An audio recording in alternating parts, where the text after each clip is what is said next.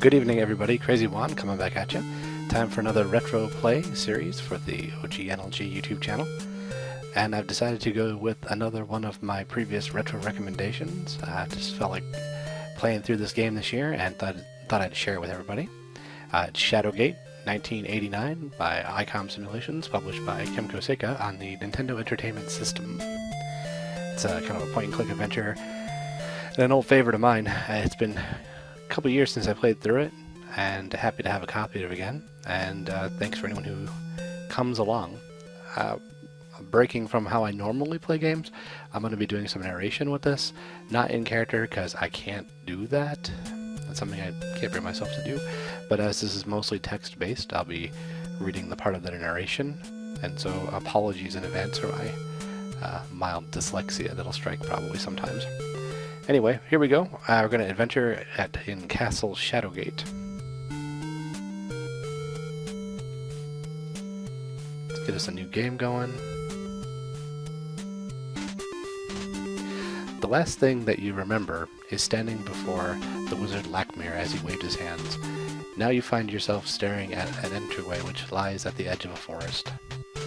The druid's words ring in your ears. Within the Castle Shadowgate lies your quest. The dreaded Warlock Lord will use his black magic to raise the behemoth from the dark depths. The combination of his evil arts and the great Titan's powerful will, great Titan's power will surely destroy us all. You are the last of the line of kings, the seed of prophecy that was foretold eons ago. Only you can stop the evil one from darkening the world forever. Fare thee well. Gritting your teeth, you swear by your god's name that you will destroy the Warlock Lord.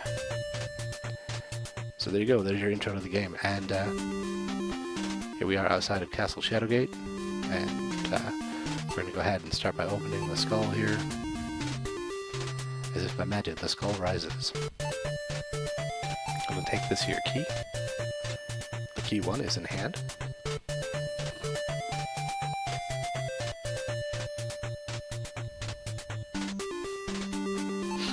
Going to open the door. It's the door leading to Castle Shadowgate. Move on it. That pitiful wizard Lakmir was a fool to send a buffoon like you to stop me.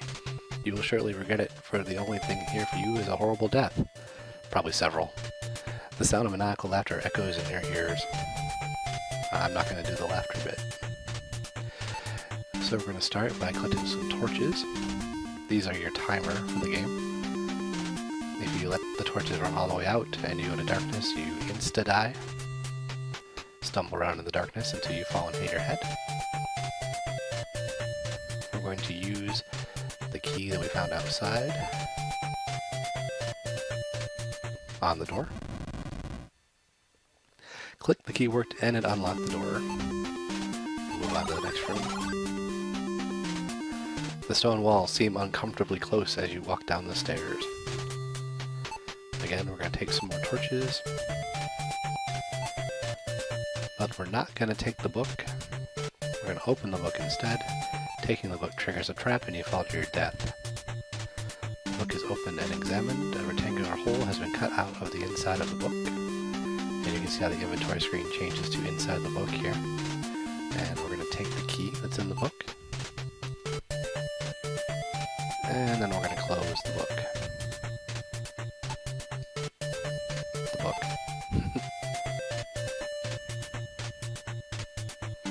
Alright, and we're going to look here at that weird looking stone. It's a stone wall. It's part of the wall. It's part of the wall. Okay. Well, how about we hit it? Pow.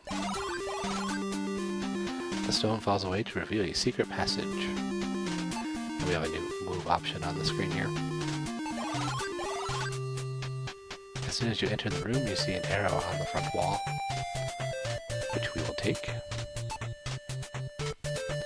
The arrow is in hand.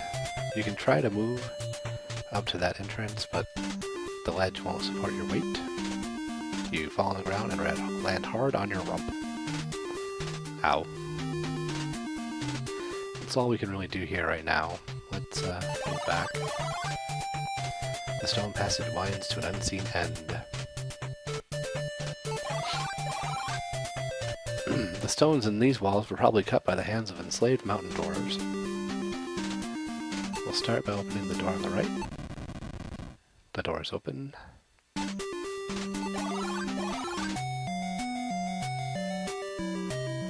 A shark swims by as if patrolling this calm pool.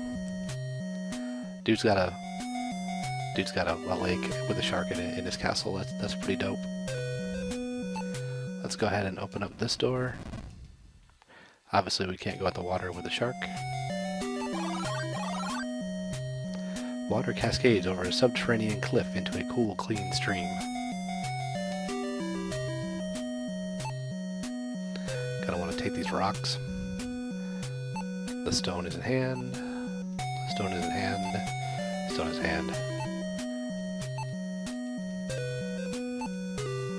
I can too. There we go. There's a landslide here which blocks your path. The way is blocked by a landslide, and even with your might, you cannot clear yourself a path. But you can move into this open space behind the waterfall. The walls in this room are much too close for comfort.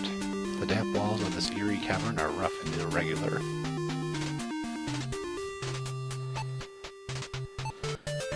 The rock is quite loose. Well, you know what we do with loose rocks? We hit them. You hit the rock as hard as you can. Pow. The loose rock falls down as if hinged to the wall. It's going to leave a bag there, which we're going to open. The bag contains 3 large jewels. I'm going to take the red, blue, and white gem.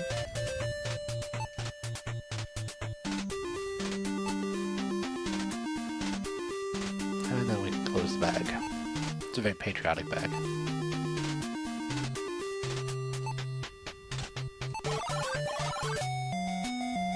You're standing in a dark underground cavern.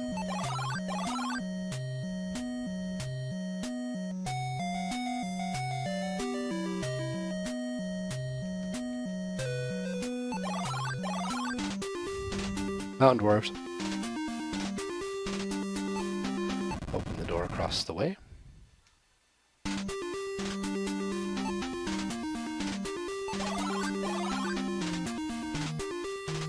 You enter a cold room. The stench of flesh and decay pervades the small chamber. You begin to shiver. This room is really cold. So first things first, gotta grab the torches. Gotta grab them all. Like Pokemon, those torches. And we're gonna look here. It's a small hole in the wall, some 3 inches deep. And if I remember right, that is where the white gem goes. I want to use the white gem on the hole. The gem fits perfectly into the hole. A small crystal sphere magically appears on the stand, which we will take.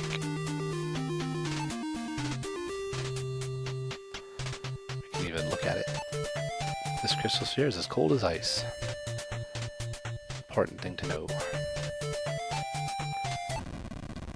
The door is open, and we'll move into that room. Fear grips you as you enter this hot room. Dragon fear. If you look at the eyes, all you can see are 2 eyes in the darkness. They seem to be watching every move you make. That is true. So you want to make the first move you make to take the shield. The shield is in hand. You raise your shield just in time to block the dragon flame. And we'll take the helmet.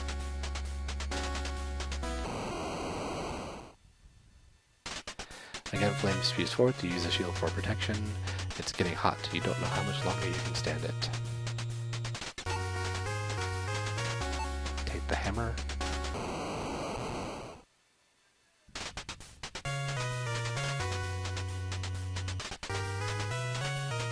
Again, we use the shield and it's getting hot. And we'll take the spear.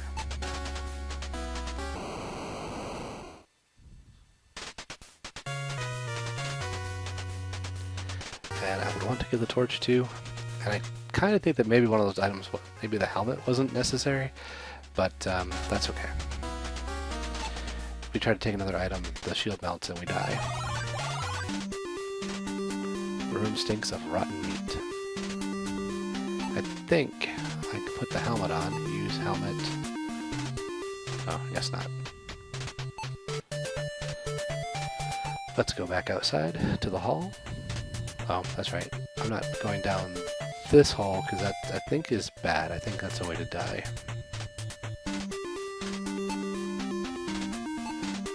Well, let's try it. See if my memory is right. A broken fragment of a wooden ladder hangs from the opening. As you go down the trapdoor, you realize you took a big step. The fall is quite fatal.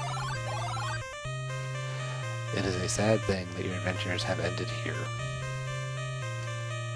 Let's continue. And we have everything in this room, so we'll go back out. And we'll go back out. And we'll cross over to the cavern with the pond. There's our boy Sharky. This subterranean cavern has been carved by centuries of supernatural erosion. Supernatural erosion. That's something. But we're going to use this on the water, the ice sphere. You drop the sphere into the lake and notice the ripples disappear as the water turns into ice. Now we can take the key without fear of Mr. Sharky. And what we're going to do is use the torch on the water. You put the burning torch close to it. The torch melts away the ice over the sphere, allowing it to float to the surface. Not surprisingly, the lake quickly refreezes. But that will let us take the sphere. And then we can move. Mountain dwarves.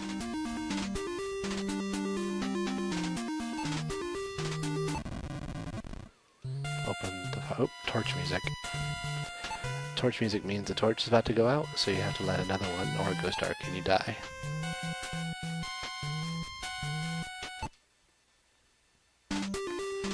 That torch is lit, man.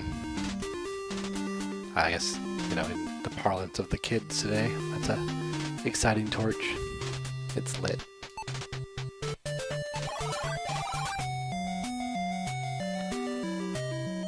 This long cold hallway is lined on either side by half a dozen coffins. Okay, we're gonna open this one. The lid of the coffin is open. A mummy stands silently before you. Mummy. We're gonna use a torch on the mummy. The mummy bursts into flames, leaving behind a scepter among the ashes, which we'll take.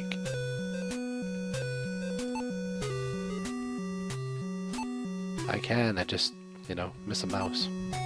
The scepter is in hand, and then we're gonna open the next one. The lid of the coffin is open, leaving a bag, which we're gonna open. Bag 2. And we're gonna take the 3 copper cop coins in there.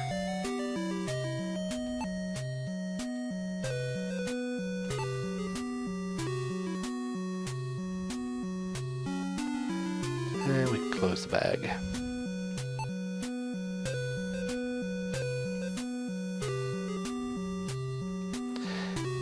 The first one here opens to a banshee that is not of consequence, really. The lid of the coffin is open. Makes that funny sound effect. As you open the tomb, a banshee flies out and emits an ear-shattering scream. You're alright, but it's very hard to hear, which has no effect. This one, when you open it, makes for a green slime that dissolves you and blocks the path, so we don't want to do that. This room full of mirrors reminds you of the Elven Funhouse at King Otto's Fair.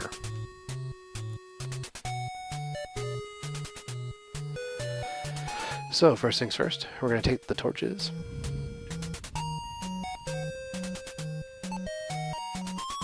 I don't remember if the broom is of any use, but we're going to take it anyway.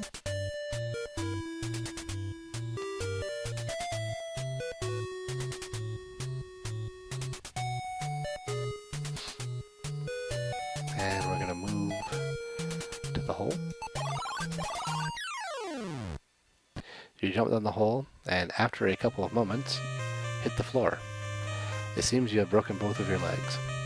Bummer. It's only a matter of time before you die. It's a sad thing that your adventures have ended here. Okay, well, what if we use the hammer on this mirror? You have opened a magical portal into deep space. You are immediately sucked through. The lack of air causes you to quickly lose consciousness. The Grim Reaper quickly embraces you. It's a sad thing that your adventures have ended here. Okay. Use hammer here. As soon as you break the mirror, shards of glass fly through the air and slice into your body. Blood pours from your wounds and your body slumps to the floor. It's a sad thing that your adventures have ended here. Continue. So yeah, no luck with the mirrors. Of course, the right answer, and sorry for wasting any of your time. I kind of like the space mirror though. I used the hammer on the middle mirror. Bellowing like some Norse god, you smash the hammer into the mirror. You shatter the mirror, revealing an iron door. Is that key 3? Yes, it is. Click the keyword to unlock the door.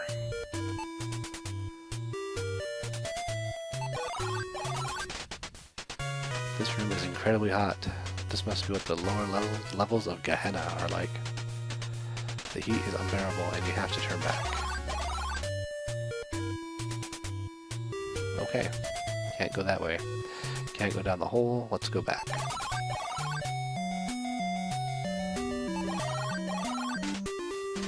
Mountain dwarfs.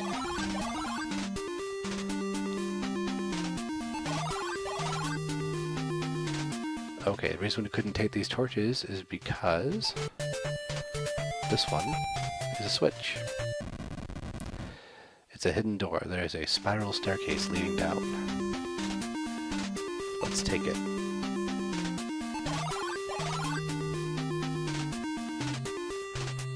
You stand at the edge of a deep chasm. From the darkness below arise the screams of the undead. This cave is hewn roughly in the chasm's wall. Well, obviously one of those bridges will support our weight and the other one won't. So let's go this way. What's this? A wraith is standing in your way, barring your path. Use torch to make the scary music go away. The torch is lit, man. Okay, so we're gonna take these torches.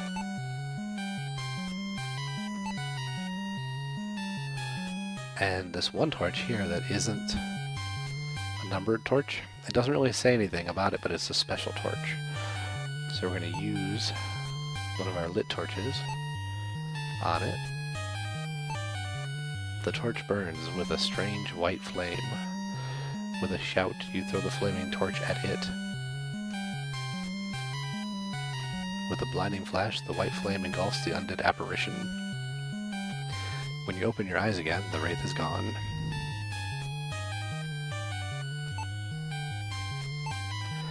This heavy cloak contains no frivolous adornments, such as pockets or a hood. But we will take it anyway.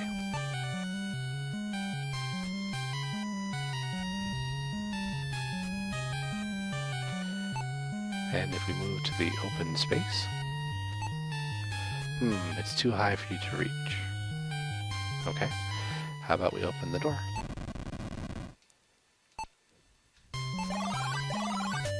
Ah, we're where we fell. The small stone chamber is lined on one side by 2 barred portals. First things first, always take the torch. Because, you know, they're lit. Anyway, look. It's an ancient leather-bound parchment. It's a small silver bottle. What is it? It sure smells terrible. The small silver vial glows with a lustrous shine. You notice that the bottle is impossibly light. Let's go ahead and take all that.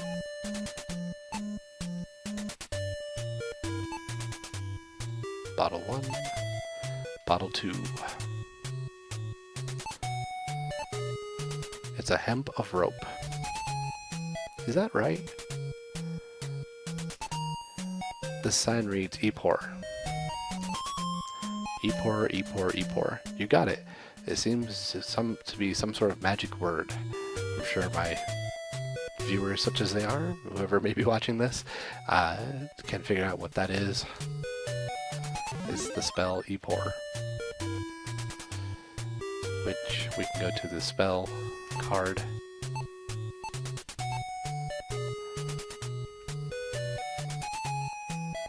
I think you have to speak it. The spell was chanted, Epor. There are many strange things in this world. When you said the magic spell, the rope moved. Having stretched up to the hole, the rope stops moving. So now we have passage. But we're actually going to first go back. Twice. And we're going to use bottle 2 on self. You drink the liquid and immediately begin to rise on the air.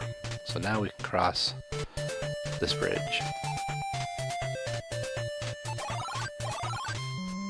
A giant snake confronts you in this small cave.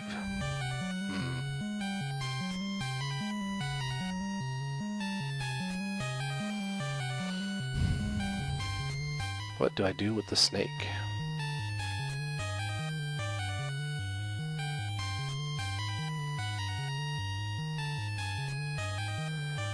Let's look at it.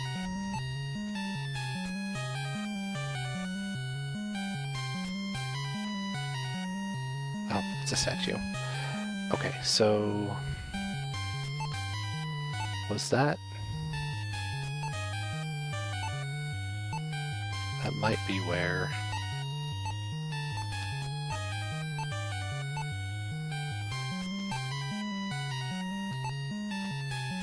no.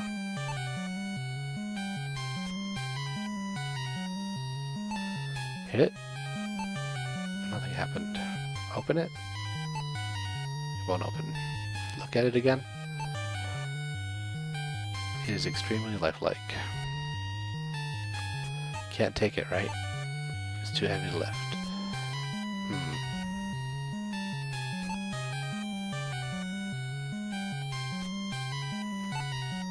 I don't recall.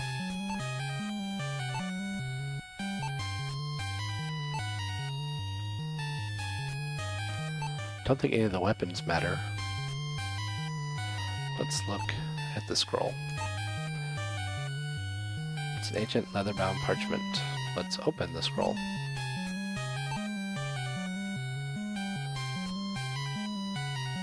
Your hands begin to sweat because of your extreme excitement. 5 to find, 3 are 1. 1 gives access to the bladed sun. The silver orb to banish below. The staff of ages to vanquish the foe. Joining the 2, the golden blade. The last to invoke, the platinum horn. Okay. I mean, that's how we're going to assemble the Staff of Ages, but that doesn't happen with the snake. Speak to the snake. What you expected hasn't happened. If we move back, suddenly you feel heavier than you did a moment ago. As you reach the middle of the bridge, it collapses under your feet. The bridge won't hold you, you can't cross unless you lose some weight. It's a sad thing, your adventures have ended here.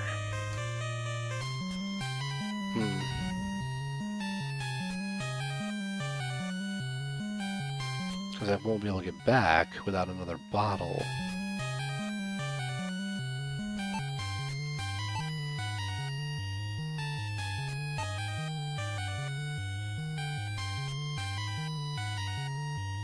I don't think it's one of the gems.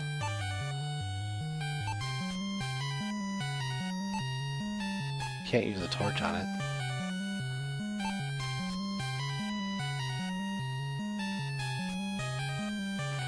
Well, let's put the cloak on anyway. It's not a very becoming cloak.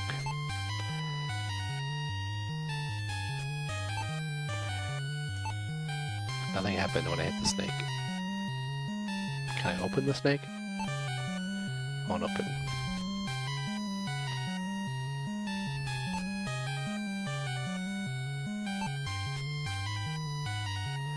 Really can't use the scepter on it, huh? Because I feel like I should be able to. Yeah. I do seem to be wasting my time. Alright, let's get out of here. Let's come back to it.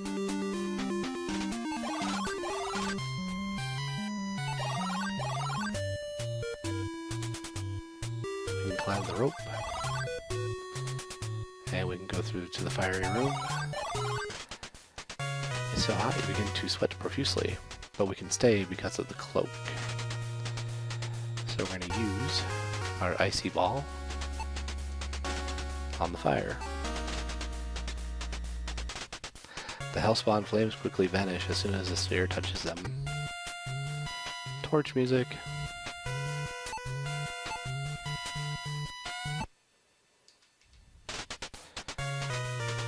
Alrighty, we'll open this door. The door is open.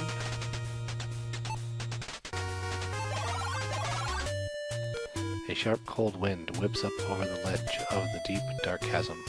I remember something now. We're gonna go back. All the way back to the entryway. And I'm kind of taking the long way, I think. That's okay.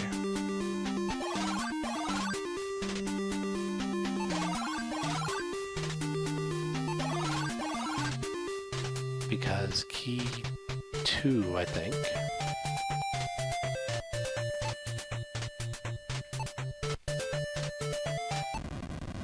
Yep, opens the closet.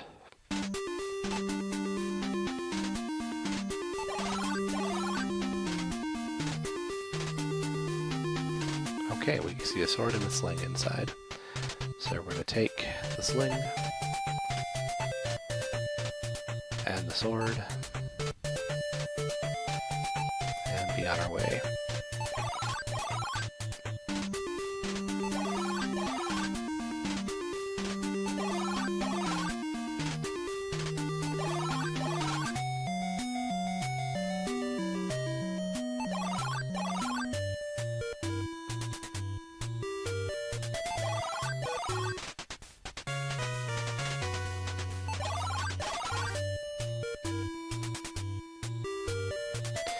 Okay, sharp wind, bridge over chasm. When we go to move over the bridge, as you step on the bridge, a troll appears and says, "This bridge is mine.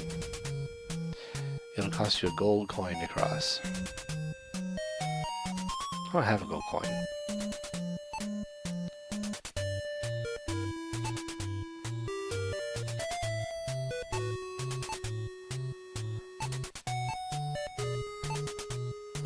I have some copper coins, but I don't think that'll work. Let's spear him. The troll falls silently into the dark cavern. You listen, but you do not hear him crash.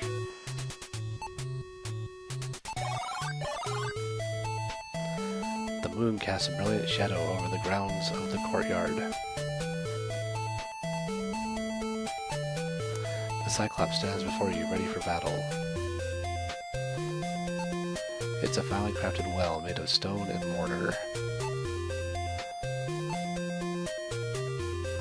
Well, let's use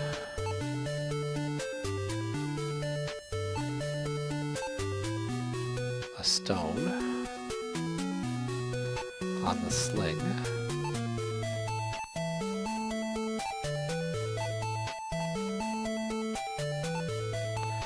You put the small stone in the sling, and then we're going to use the sling on the Cyclops. As soon as you start twirling the sling, a magical influence takes over your body. You cry out, "Death to the Philistine," and release the stone. Bullseye.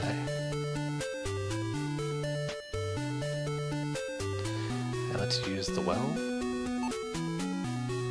The crate turns rather easily. At the end of the rope there's a small bucket. Let's look at the bucket. Use to fetch water from the depths. Can we open the bucket? There's a gauntlet in the bucket, which we will take.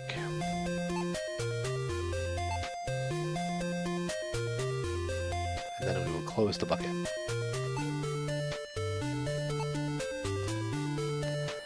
And let's see if we can put that gauntlet on. Be like the Michael Jackson of knights. Use gauntlet on self. You place the gauntlet on your hand, it feels like it was made just for you. Can we open this door? Yes.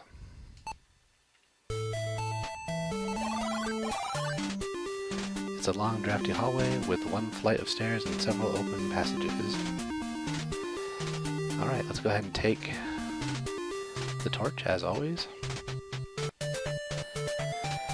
And that's just over a half hour, which is about how long I want to have these videos run. So we'll continue our adventure through Castle Shadowrun here soon. Thanks for anyone who tunes in, or tuned in, and hopefully tunes in again as we play through this favorite old NES classic of mine. Have a good rest of your week, and, well, actually it's Saturday, so have a good coming week, and be sure to tune into the podcast at 9 p.m. For all that good gaming talk, no fanboy nonsense, and Juan's Retro Recommendation, which I can't wait to show you this week. Oh, and other big news, got my first PS1 game that I've owned in years on the way, so I can start adding some PlayStation games to the Retro Recommendation, so looking forward to that too. Anyway, thanks everyone who pays any attention to this at all. I really appreciate it, and have a good night.